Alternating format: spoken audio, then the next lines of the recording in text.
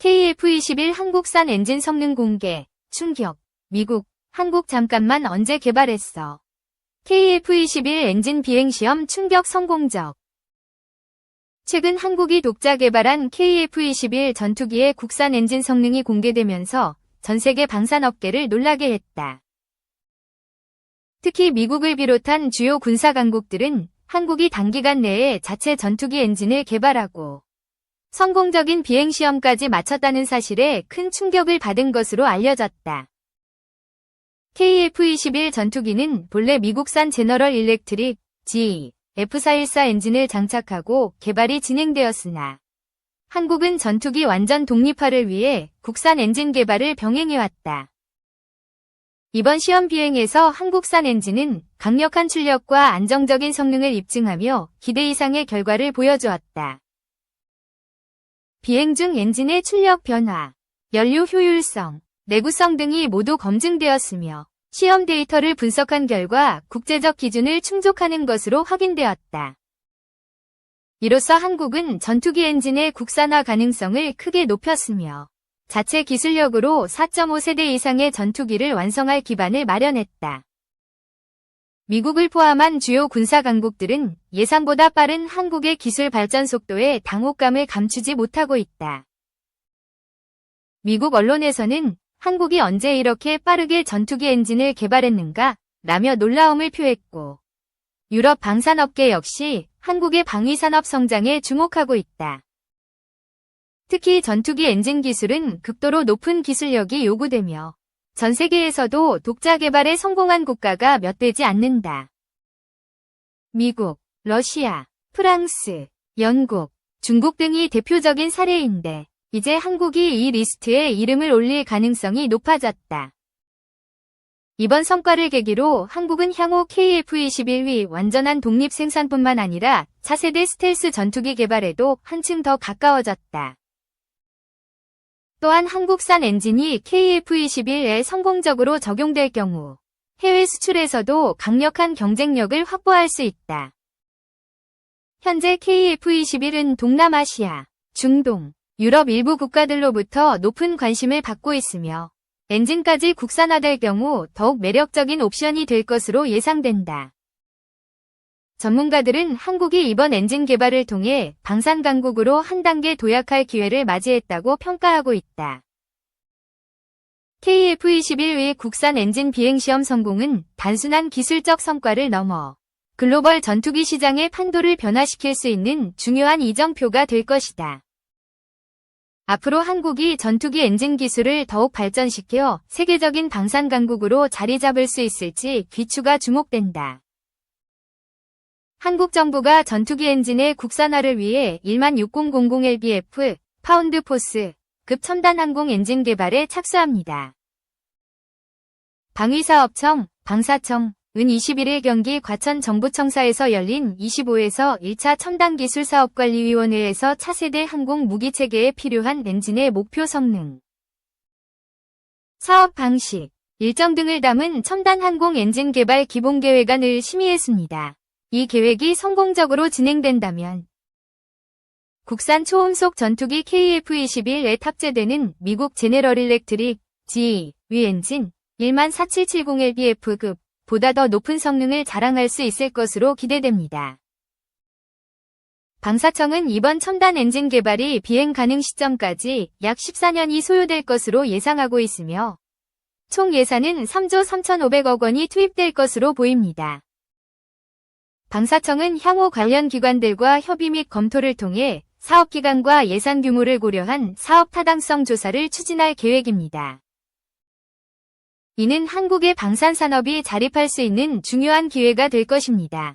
또한 방사청은 이날 2025년도 미래도전국방기술 사업추진계획도 확정했습니다. 이 계획에 따라 인공지능, AI, 유무인 복합체계, 양자 분야, 첨단 소재, 에너지 등 다양한 분야에서 기획 및 투자 규모를 확대할 예정입니다. 이는 한국의 방산 기술이 글로벌 경쟁력을 갖추는 데 중요한 역할을 할 것입니다. 이번 위원회에서 선정된 과제 중에는 잠수함에 탑재 가능한 직립형 다목적 무인잠수정, 전투기 캐노피, 조종석 윗부분을 덮는 투명한 재질의 용 디스플레이. 차세대 항공무기 체계용 첨단 항공 엔진 고온부 기반 기술 등이 포함되어 있습니다. 군 당국은 올해 안에 이들 과제의 개발에 착수할 예정입니다.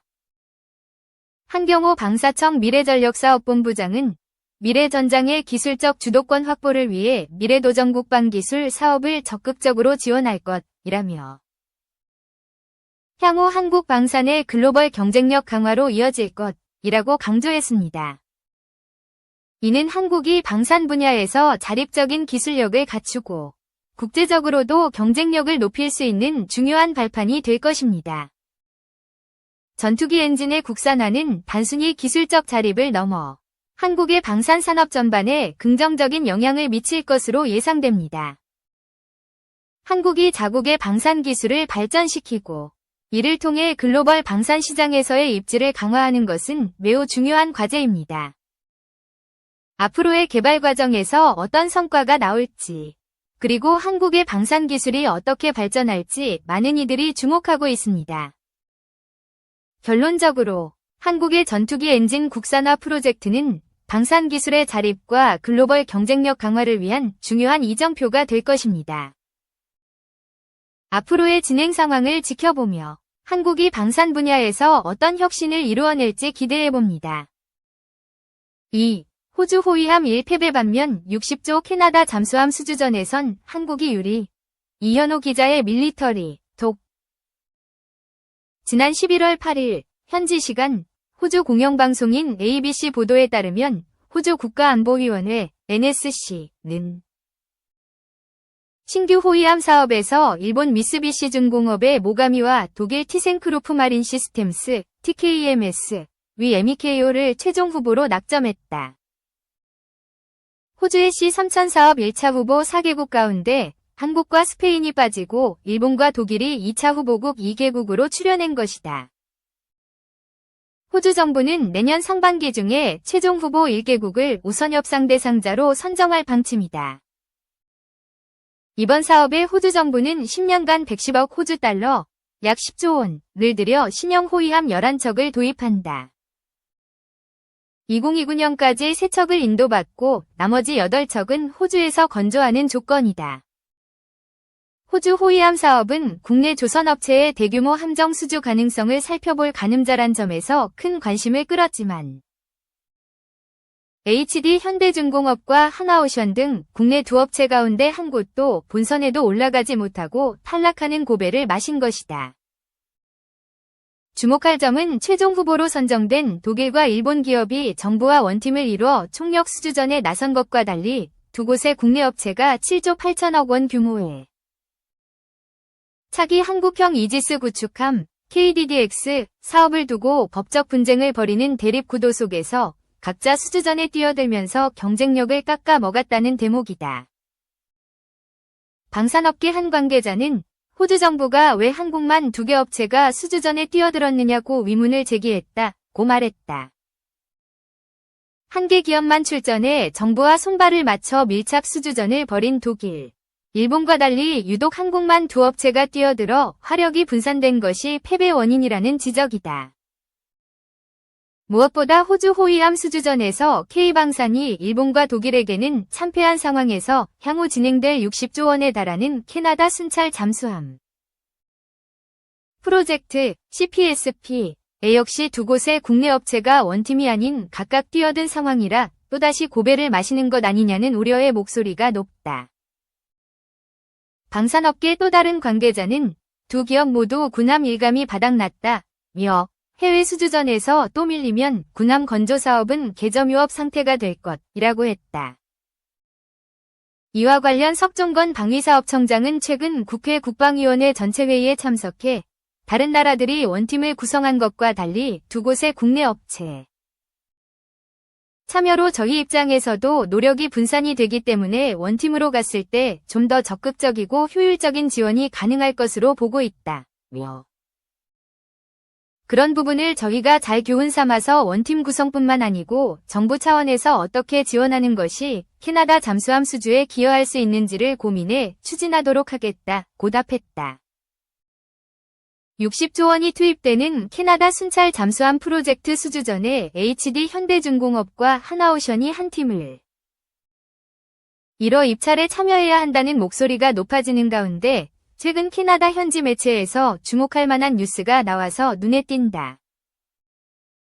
보도에 따르면 한국의 라이벌인 일본 업체들이 입찰에 소극적이라는 평가다.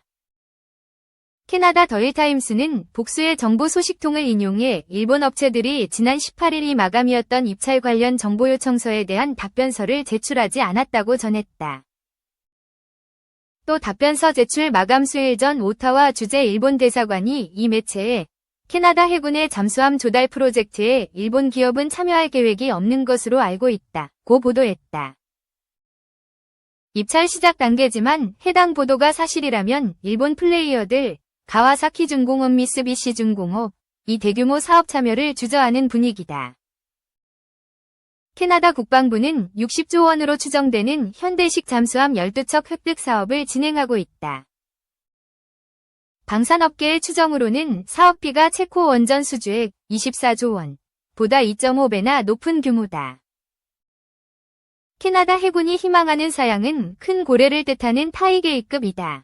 사양은 3000T의 전장 84m, 폭 91m 규모로 리튬이온 배터리가 장착된 기종이다. 한국 업체들의 희망하는 사양도 이와 유사한 KSS-1 배치 2급이다.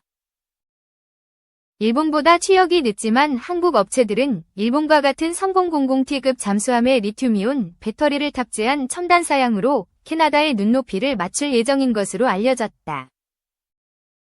다행히 유럽 방산 플레이어들이 캐나다가 희망하는 사양에 대해 제작 완성이 아닌 설계 중인 디자인 상태다. 아시아 방산 기업의 기술 수준이나 제작 능력이 유럽 업체보다 한 수 앞서고 있다는 평가가 나오는 이유다. 일본 업체들이 캐나다 잠수함 순찰 잠수함 프로젝트 수주전에 소극적인 가장 큰 이유는 납기 마감 시한에 대한 부담이라는 분석이 나온다.